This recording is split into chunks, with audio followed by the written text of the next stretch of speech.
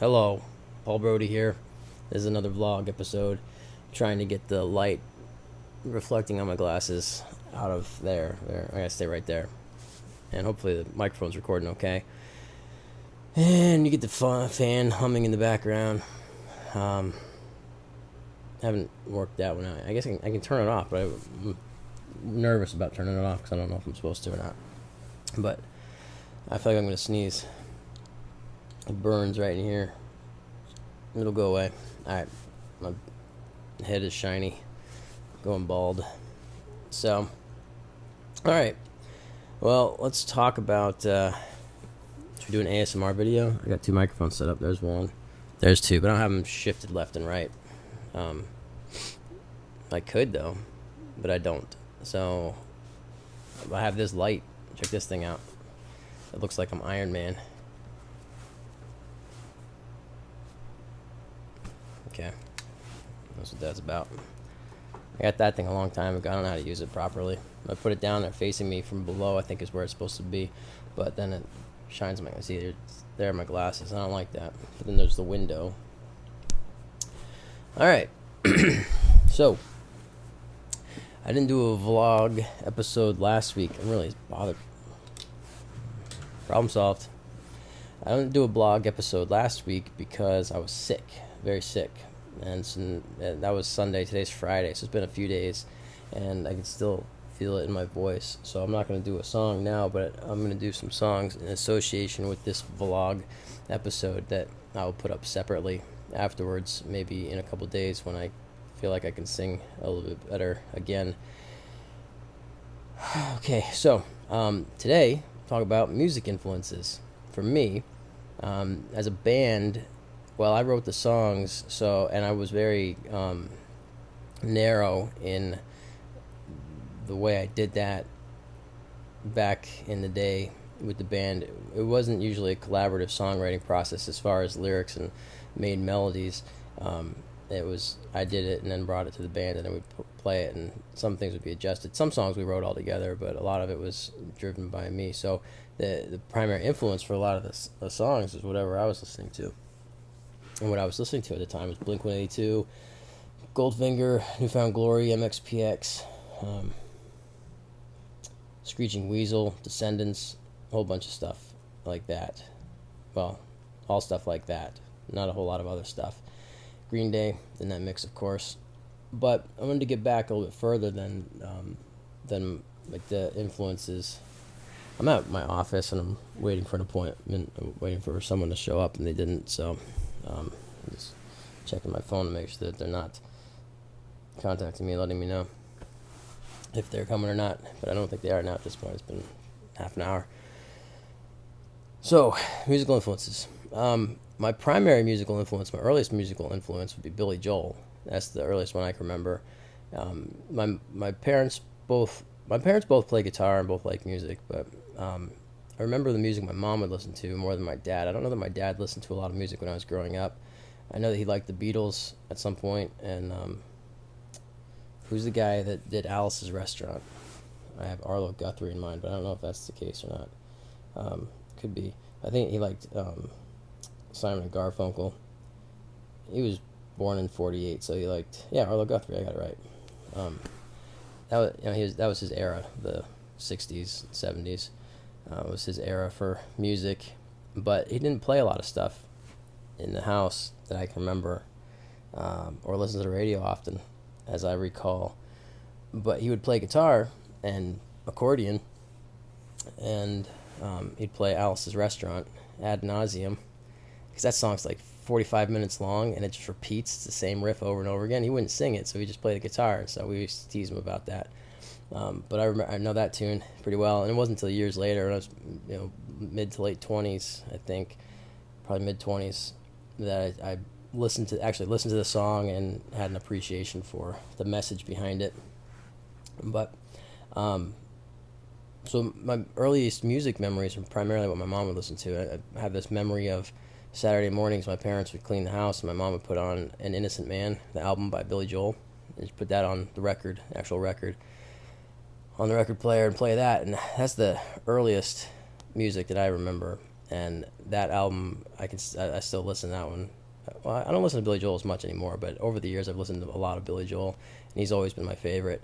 And An Innocent Man, that album's ingrained in my mind. I still, when I listen to it, there's a point in the song Careless Talk where it would skip on the record, and I hear that when I listen to it now. I'm streaming on Spotify, and I still hear it skipping at that certain point, and I think it's pretty fun.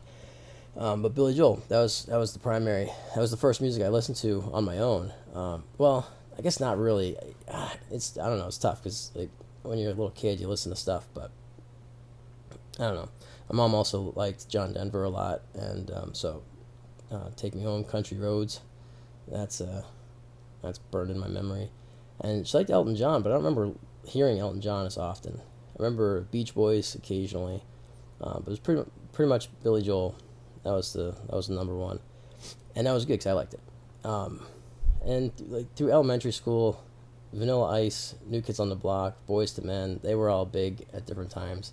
And I was in sixth grade in '92, I think, 91, 92, and so those were big, and I was into them. But I don't know that it was the same. It's not the same as like Billy Joel. When I was in middle school, my friend Chris had the Billy Joel Greatest Hits Volumes 1 and 2, and he recorded them onto a cassette for me, and I listened to that all the time. Now for years, that was all I listened to was Billy Joel, at least 2 or 3 years.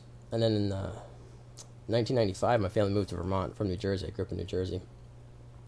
So I related to Billy Joel because he was in New York, and so he's singing about stuff in that area. He's singing about Allentown, Pennsylvania, and like when he's in the song Pressure, he says, "All your life is Channel 13." And I knew what Channel 13 was PBS. And so that made sense to me. But if you were from Oklahoma and PBS is on a different station than 13, you might not right off the bat get what Channel 13 was referring to. But it meant your life was public television, like Sesame Street. And so I liked that. I felt like I could relate to it as a 12-year-old relating to Billy Joel. But that was always part of my life, Billy Joel. And then so we moved in 1995, and sometime after we got to Vermont, that was New Kids on the Block, but I don't know if that was a musical influence. That's something I consumed. It wasn't something that led to my creation of music. But No Doubt was the first CD I'd ever bought, Tragic Kingdom, and so that was my first taste of punk rock, I think. Well, Billy Joel's he's punk in his own way, but No Doubt, Tragic Kingdom was my first punk rock. It was pop punk ska kind of stuff, but that was my first taste of that, and I really liked it. And I mean, Gwen Stefani made that a lot easier to like, but I liked the style of music, and then through high school I got into Green Day. I didn't start out with Dookie. I remember it's interesting because in middle school, so my best friend Jeff one of my best friends. I had a lot of best friends back then. Everybody's your best friend when you're 12 years old. But Jeff was a good friend of mine in elementary school, and then in middle school we weren't in the same classes all the time, or at all. For 7th grade, I think it was 8th grade, we had an art class together, and I hadn't seen him pretty much for a while, months, and he was a skateboard kid all the way, and probably smoking the cannabis as well. I think was my judgment of him at the time, and because I was pretty straight edge, and I would, looking back now, I'd say self-righteous, but at the time I was just living what I was taught. So at that point in my life, I was listening to Billy Joel, but I saw Green Day as being bad. That was bad music. That was drugs and skateboarding and stuff like that, and rebellion, and that's no good. So I was judging Jeff harshly for being into that. But that was right around the time that Dookie came out, and so he was way into that. He loved it, and I just thought, oh, I lost my friend to rock and roll music, and that was sad. That was New Jersey. Sometime around, it's probably sometime around the same time. This a kid that I'd been friends with years earlier, like 5, 6, 7 years old, that I'd gone to church with. His name was Blaine, and I remember he and his parents came to visit us. They'd moved away at some point, and this was 4 or 5 years later. They came back.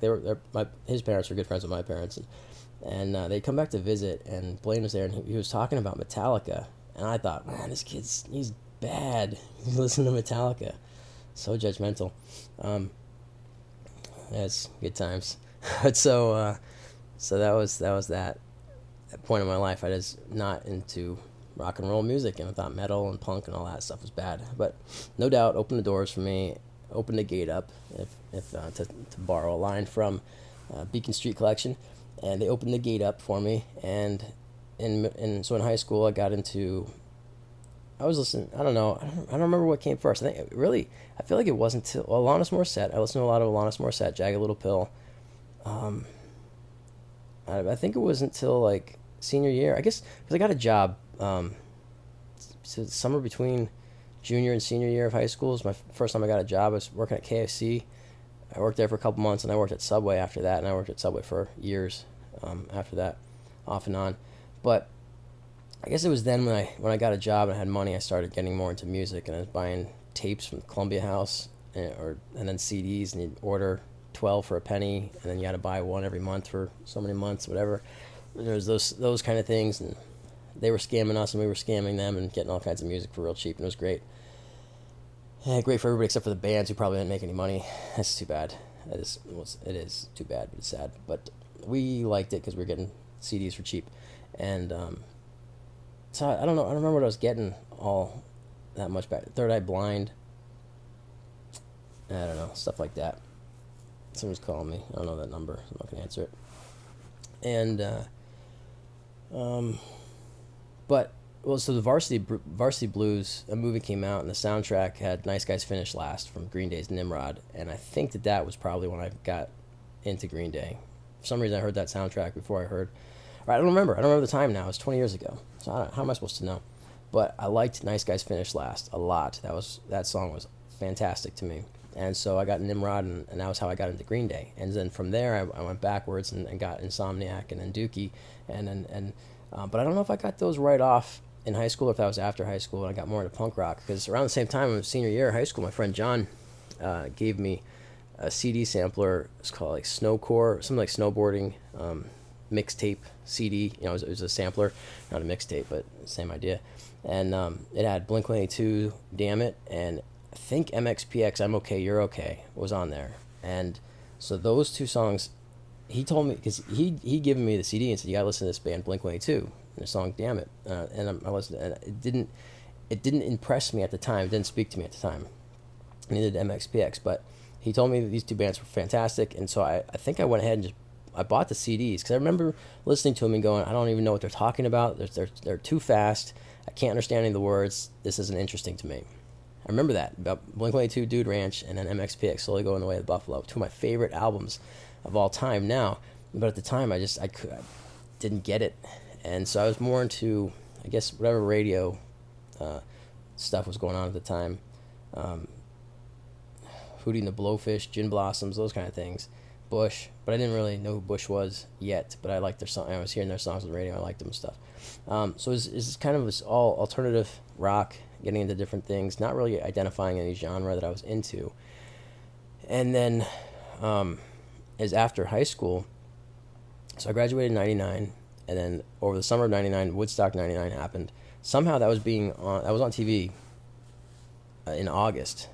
So it was a month after it happened. It was on TV, and I was watching, and Bush was playing, and I didn't know. Listening, I'm hearing the songs. I'm going, oh, I recognize all these songs from the radio, but I didn't realize it was all the same band or what the band was or whatever.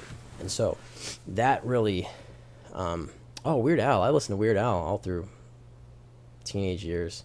So he introduced me to a lot of different bands through his parodies. That guy's brilliant. I love comedy stuff, so he's brilliant. But Bush, I was watching Gavin Rossdale play, and he's just, something about it. I was just like, that's I want to do that. I want to be that guy. That's what I want to do.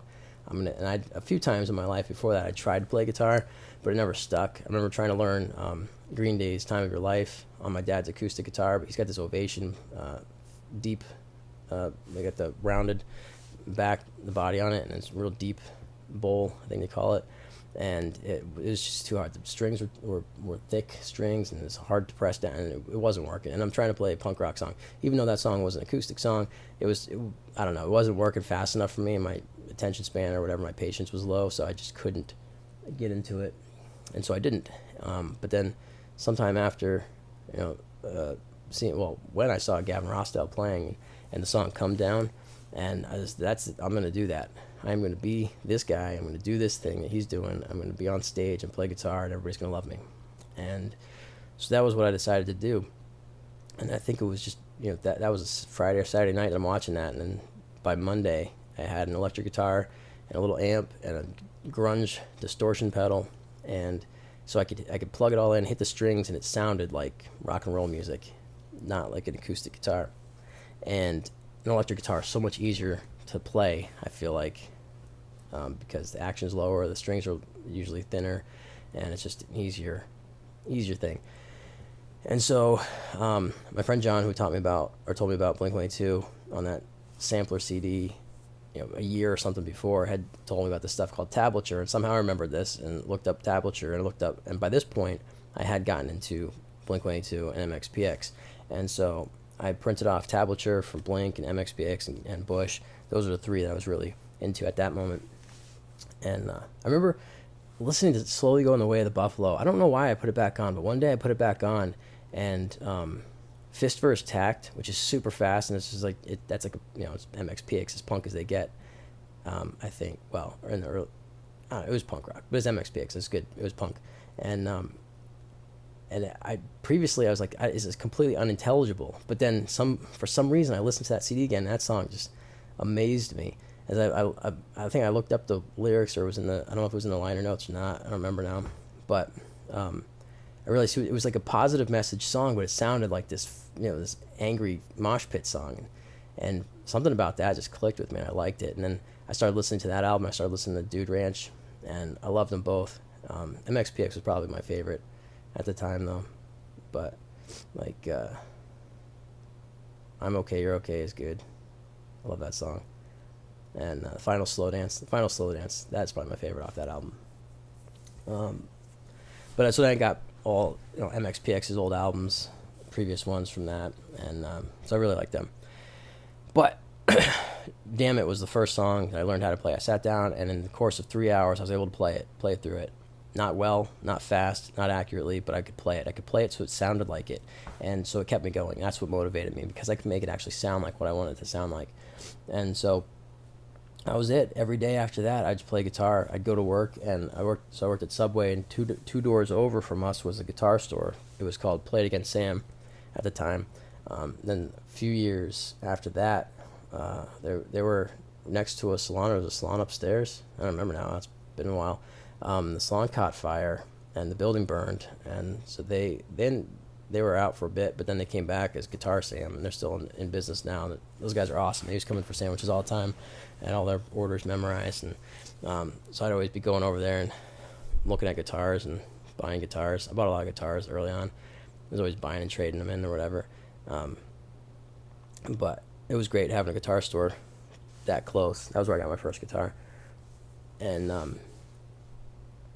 so I think it was, or maybe I bought it from somebody. I got my amp there. I don't remember now, but I loved it. I would go to work, and I'd go over to the guitar store, and I'd go home and play guitar, and all day long it was just guitar, and that was all I did. And my friend Sean, that's when the idea of the band started. He was into the same kind of music. He liked NoFX a lot, and he was into punk rock stuff as well. But so he said, I was playing guitar, and he said, I'll get a bass, and I'll learn to play it, and then we can start a band. And I said, great, let's do that. And so we did. He got a bass, and we started playing together. We'd play Blink-182 songs. We were trying to learn Apple Shampoo and Carousel. And so we'd play older Blink-182 stuff from, well, it's old now. At the time, it was their older stuff, 2 years older, from Buddha and Cheshire Cat, and the Dude Ranch. And we were all into that. The Enema of the State had come out, I think, it must have at that point when I was playing guitar, or just came out, because I think it was October or something like that, but it either just came out or was about to come out or something, and I didn't, that's what it was, okay. So I was watching MTV, and What's My Age Again, the music video for What's My Age Again came on, and that was funny to me at the time, 3 guys running down the street naked, and the song was awesome, and so that's what brought me back to, so I saw the music video, and then I said, Blink-182, I have their CD. Then I listened to Dude Ranch. Then I pulled out Slowly Go the Way of the Buffalo. That's what it was. And so that must have been, I don't know how my time frame works on this.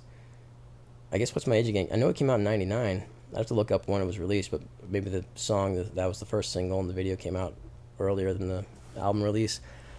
I don't know, but at some point we got into Enema of the State, and then Sean and I were pretty much, Blink-182 was our main band for that year, 99, 2000, and we were way into them. And then they came to Vermont with Newfound Glory and played at the Champlain Valley Fair.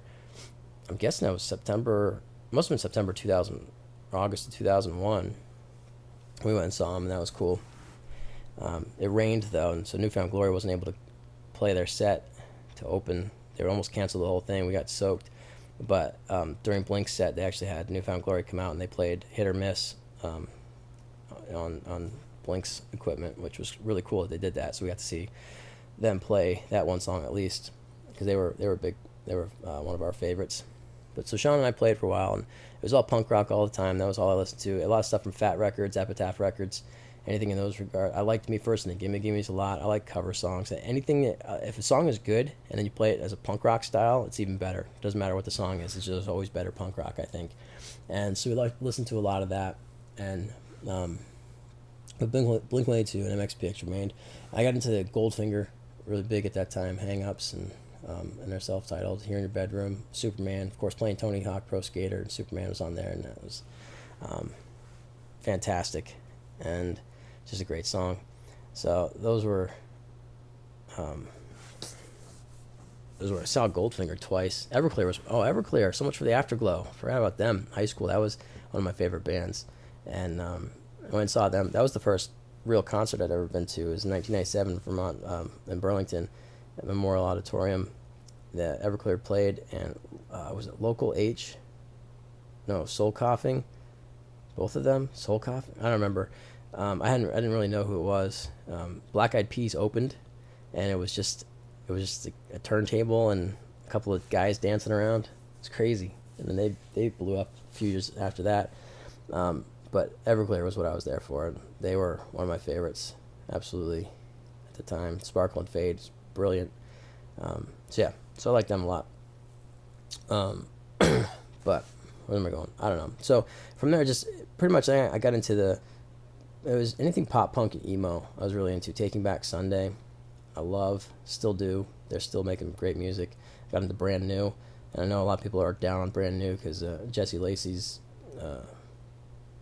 inappropriate conduct, which, I don't condone anybody's behavior of hurting, harming, or taking from another human being. So that's that. But his music I love. I don't know that I don't have a problem listening to the music. I hope he's doing well. I hope he's not harming anybody. I hope he's doing well. I think he's a brilliant musician. But I don't dump bands just because they're the songwriters have trouble in their lives. We all have trouble in our lives. So whatever. But I know there's a lot of people that are really down on them now. Midtown was huge at the time. I loved Midtown. Huge for me, I mean. They were big. So I don't know how much a lot of those influences, because when I started writing the songs with the band, so Sean and I played for about a year before we got with Nathan. Nathan I went to school with, and ran into him one day, and at the time we were asking everybody, do you know how to play drums? And so I asked him, do you know how to play drums? He said, I can play the drums. And so there it was. We had a band, and we took our name from a Green Day song, Waiting.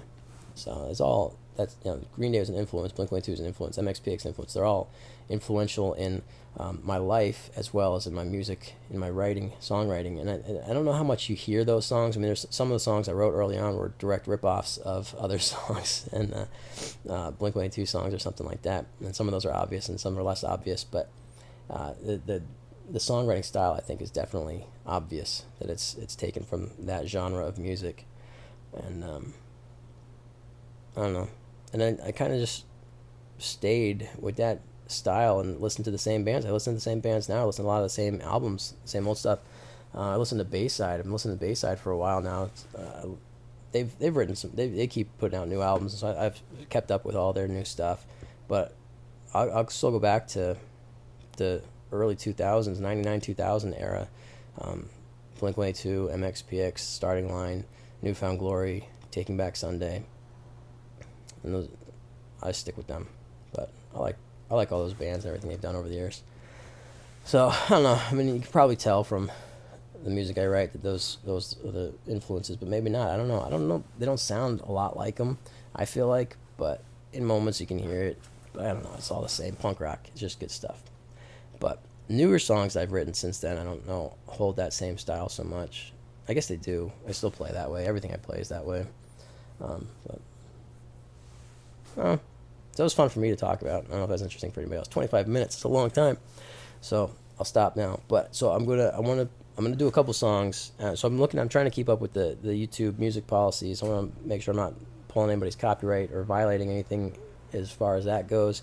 And so I'm keeping. They've got a list of songs that you're allowed to cover and upload videos, and some of them have restrictions on where they're available. And I'm not worried about ad revenue. I just want to.